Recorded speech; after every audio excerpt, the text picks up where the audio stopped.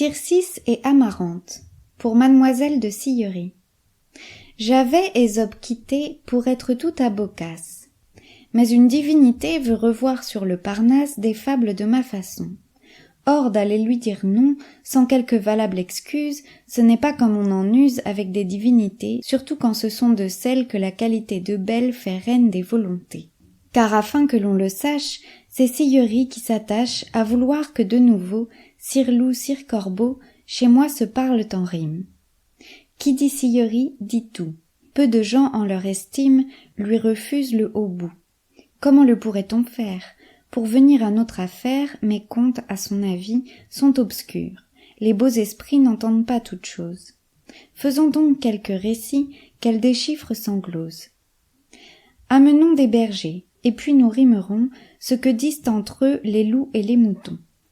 Tircis disait un jour à la jeune Amarante: « Ah, si vous connaissiez comme moi certain mal, qui nous plaît et qui nous enchante, il n'est bien sous le ciel qui vous parût égal. Souffrez qu'on vous le communique. Croyez-moi, n'ayez point de peur.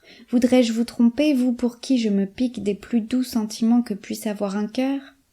Amarante aussitôt réplique: « Comment l'appelez-vous, ce mal? Quel est son nom ?» « L'amour. » « Ce mot est beau. Dites-moi quelques marques à quoi je le pourrais connaître. Que sent-on ? » « Des peines près de qui le plaisir des monarques est ennuyeux et fade.